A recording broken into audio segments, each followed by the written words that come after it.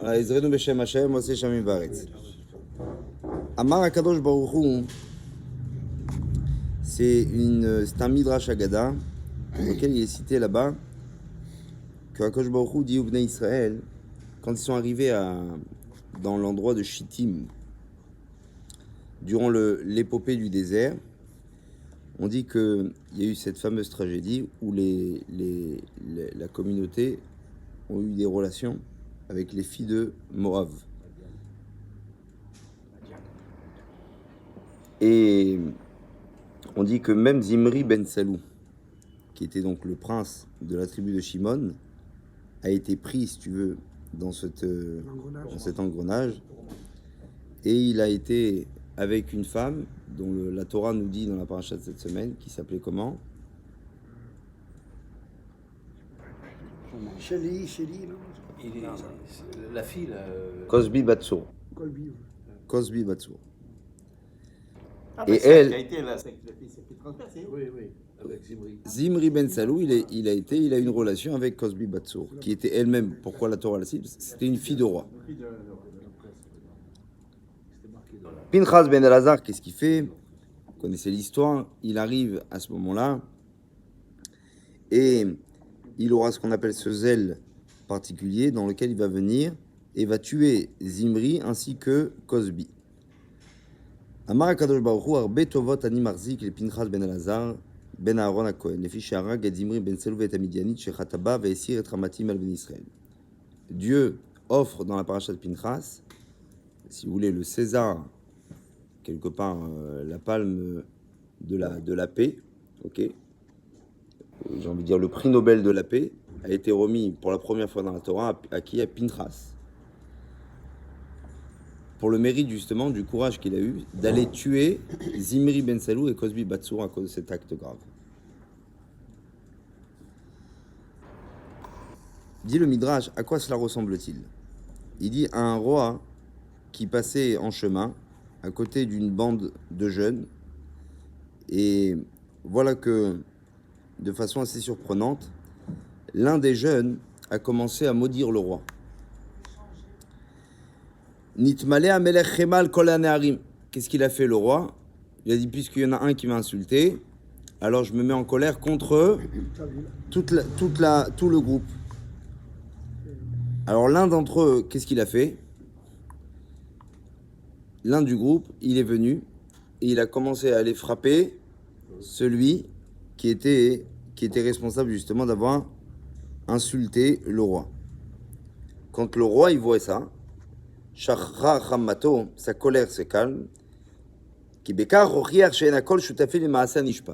Il a montré par cela que c'était pas tout le monde qui avait participé à cette chose-là et qu'il y avait encore des gens dans le peuple qui étaient encore imprégnés de valeurs morales.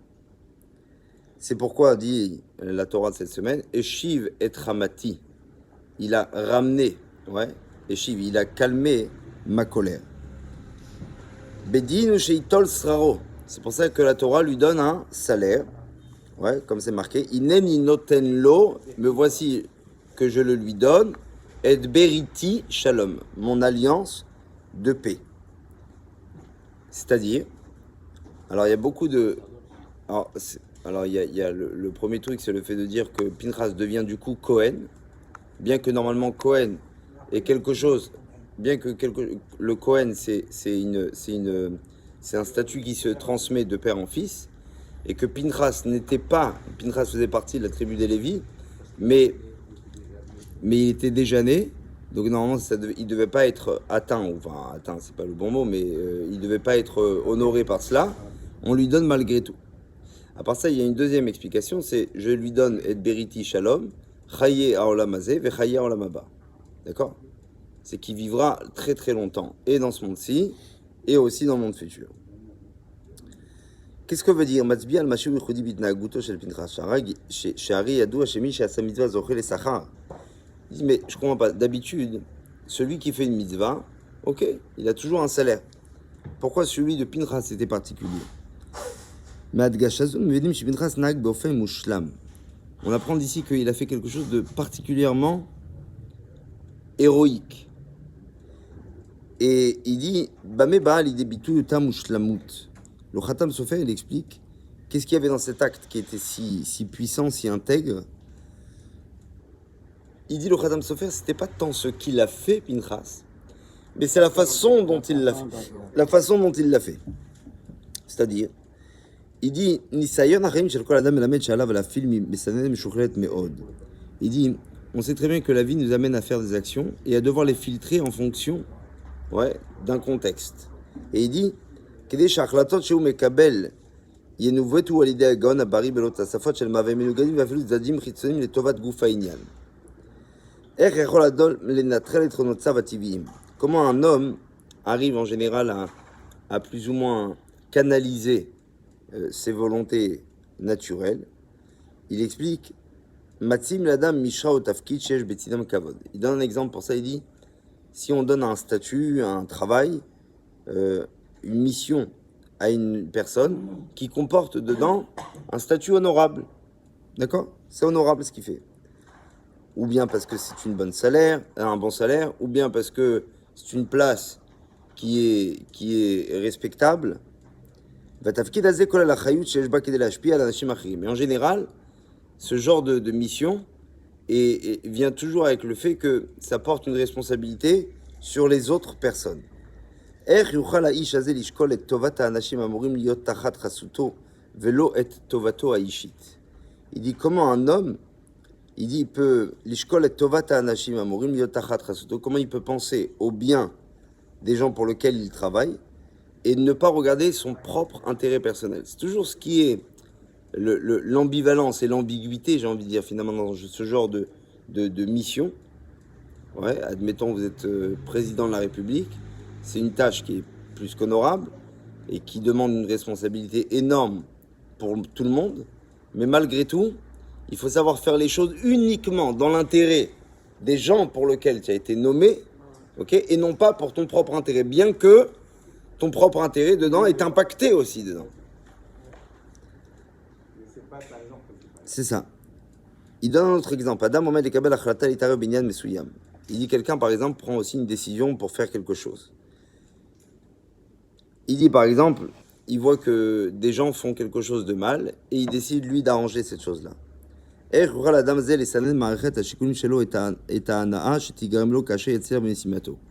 Quand ce type-là va réussir à changer la face d'une personne, à changer la situation d'une société, comment va-t-il arriver à faire en sorte de ne faire la chose uniquement pour l'intérêt des autres sans être lui-même impacté et de prendre ce qu'on appelle une sorte d'intérêt jouissif quelque part pour lui-même. Alors dit le Midrash, comment que ça marche? Comment on fait ça? Comment on arrive à être totalement désintéressé, de faire les choses uniquement pour l'autre?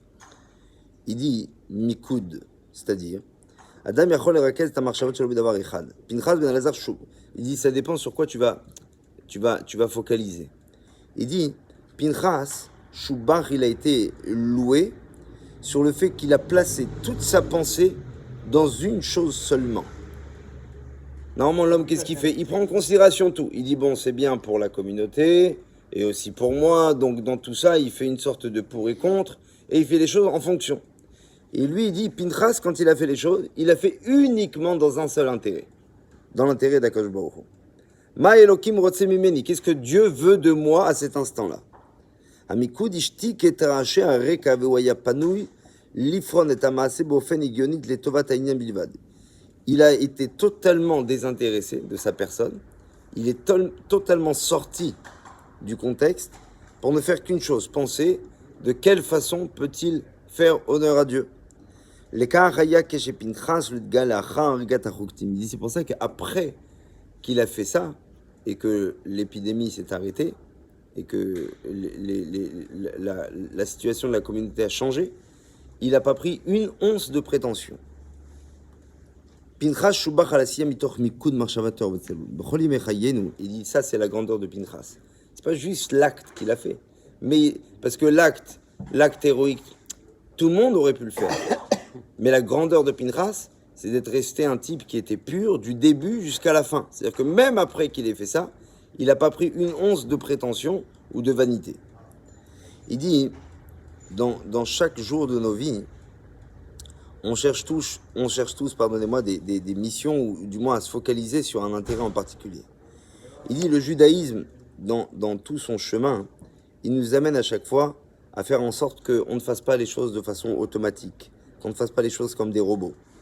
De donner ce qu'on appelle une sorte comment on appelle ça, d'intégrité, de sincérité. Et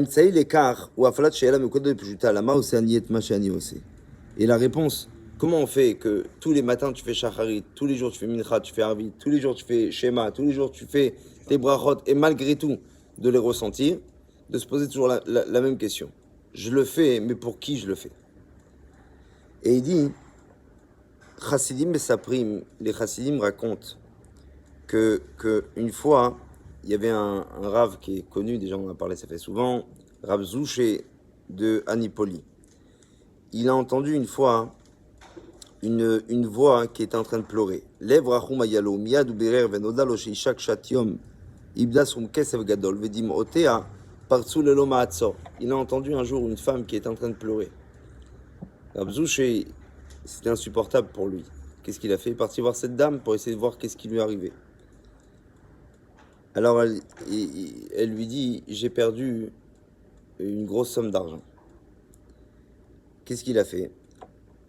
Quelques instants plus tard, il vient voir cette femme, il dit, Ani matzati et ta kesef, c'est bon, j'ai retrouvé l'argent. Kamanashim tasfus vivo, qu'est-ce qui s'est passé? Je l'avais entendu cette histoire d'une façon un peu différente, mais c'est ça. Les gens se sont rassemblés autour de lui. Et qu'est-ce qui s'est passé? Odulo, Sampruito. Ils ont été reconnaissants, ils ont dit, ah, heureusement que Rav Zouché, il est là, il a retrouvé l'argent par Hashem. Et ils se sont réjouis avec lui, Vitnadvou, les Avir, Takesef. Et donc ils ont été à ramener Rav Zouché presque sur ses épaules, vers la femme, pour dire, ça y est, on a trouvé l'argent de la femme. Le Rav, qu'est-ce qu'il fait? Il sort du sac la somme d'argent qu'elle avait perdue. Et il a commencé à compter jusqu'à qu'il est arrivé à 250. Et là, il donne l'argent. Alors les gens lui disent, non, mais attendez, il n'y avait pas 250, il y avait 300. Qu'est-ce que lui dit? Il dit, non, mais attendez, je veux bien, mais elle est où ma com? À moi? C'est qu'il y a une femme qui pleure, elle est veuve, elle doit marier ses enfants, lui il retrouve l'argent et il cherche à se faire du fric. Là, les gens, ils l'ont regardé autrement. Exactement. Ils lui ont dit, honte à toi. Et là, qu'est-ce qui s'est passé? Voilà, juste un instant, on finit. Les Rachebichou Kaoged, après qu'ils lui ont fait honte, d'accord, et qu'ils l'ont méprisé, ils lui ont dit, comment tu n'as pas honte de demander une commission pour une pauvre femme qui a perdu son argent? Alors à la fin, il leur a dit, alors quoi, je vais tout lui donner comme ça? Ils ont dit, oui, bien sûr. Alors il a donné les 50 restants. Plus tard, l'un des élèves de Rav Zouché lui dit, mais Rav, je comprends pas. C'est pas vous, vous faites des mitzvot 100 fois plus. Pourquoi ici spécialement vous avez demandé à prendre une commission? Il leur a dit, c'est très simple. Il dit, au moment où j'ai trouvé cet argent-là, au moment où j'ai voulu lui donner l'argent à Saki, vous avez compris que cet argent, en fait, c'était le mien. J'avais tellement pitié pour elle, ouais. Je voulais lui donner tout. Chez l'autre boucha qu'elle ne ressemble aucune honte. Quand j'étais en train de compter l'argent, j'ai pensé la fameuse question qu'on s'est demandé tout à l'heure, c'est-à-dire qu'un homme doit se demander tous les jours, Zouché, Ma taose, ou les mi taose. Pourquoi tu le fais? Et pour qui tu le fais? La miskena, est-ce que c'était pour aider cette vieille dame? Ou bien pour que les gens te voient mieux dans ta vie? Pour que les gens, tu puisses attirer quelque part une sorte... Pour m'assurer à moi-même que je ne fais seulement uniquement dans l'intérêt de la femme. Pa'alti be'ofen, j'ai fait de façon à ce qu'on enlève tout regard agréable de cet acte-là et que finalement, elle en retire aucune honte et au contraire qu'elle reparte ici avec fierté, avec son argent. Notarti memukad je suis resté avec une chose qui était me focaliser uniquement sur la mitzvah bara vezaka de façon la plus pure possible. Là, c'est un regard détestable. Limite, à la limite, lui il s'est dit, lui, c'est pour ça que c'est une histoire chassidique, ça va à l'extrême. C'est-à-dire que Rabbi Zouché, lui, il voulait une chose, c'est s'assurer que cette mitzvah-là, il n'y ait pas une once d'intérêt qui a été mêlée avec une sorte de prétention.